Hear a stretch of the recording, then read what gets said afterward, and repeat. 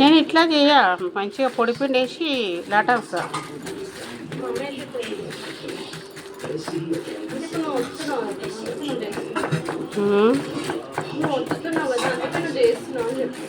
Okay అట్లయితే అట్లా మాషే కూడా పడేది పర్లేదు.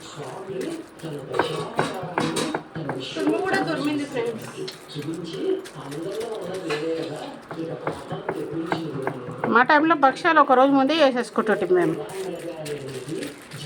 భక్ష్యాలు చేసేసి అమ్మ గంపల పెడుతుండే, పెద్ద గంపల. మనకి ఈ భక్ష్యాలు అంటే ఫుల్ ఫేమస్ ఉంటుండే. ఇది అనితమ్మది అని చెప్పి ఎక్స్ట్రా తీసి ఒక భాగం నాకు పెట్టేస్తుండే. మేము రోట్లో రుబ్బుకునేటోళ్ళం అనమాట అప్పుడు. అనేక చక్కెరది చేస్తుండే, అనేక చక్కెర చేసేసి పెడుతుండే, అనేక బెల్లం పడకుంటుండే. అనేక చక్కెర పెట్టేస్తే 2 రుబ్బాలి మేము.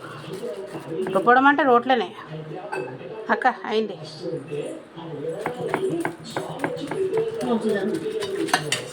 ఒక సెకండ్ నెయ్యి వేసి ఆకేసి బువ్వేసి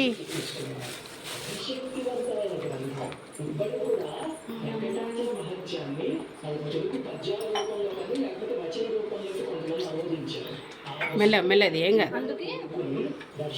గ్యాస్ ఒక దగ్గర పెట్టాలి అంటారు అత్తలు, చెప్తారు వినాలి. దొడ్డునే చేసుకోవాలి. ఇంత సన్న చేసి అంత సన్న చేస్తారమ్మా, మీరు అట్లా చేయకండి.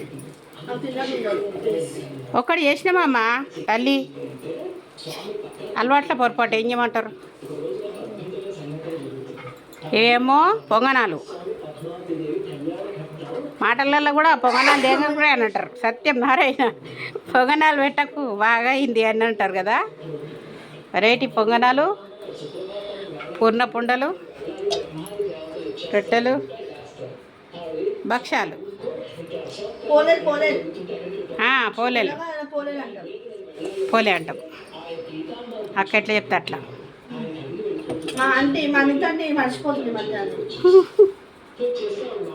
ఇద్దరు అత్తలు వచ్చినాక నేనేం చేయాలి మళ్ళా?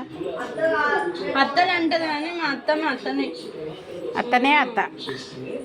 అన్ని డిపార్ట్మెంట్స్ తీసేసుకున్నారమ్మా వీళ్ళే. బాధ లేదు, టెన్షను.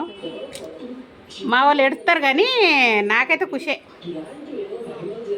ఒక బాధ్యత నేర్పించే అవసరం లేకుండా నేర్పించినామంటే అవే బాధ్యతలు తీసుకున్నారు, అవే బాధ్యతలు చేస్తున్నారు. నేను ఇలా పొద్దున్న లేచిన అప్పుడాక ఇంత టిఫిన్ పెట్టిరు, టాబ్లెట్లు వేసుకున్నా తిరుగుతున్నా. ఒకటి చేయి అంటే చేసిన, బాధ లేదు. ఉన్నా లేకున్నా వాళ్ళైతే నిమ్మలంగా చేసుకుంటారు. బాస్ ఎవరున్నా కానీ విధి విధానాలు కరెక్ట్ ఉంటే మనకు జన్మంతా అవే సాంప్రదాయాలు ఉంటాయి. నాకు నేర్పలేదు, నేను నేర్పుకున్నా నా కోడళ్ళకు. ఇది భక్ష.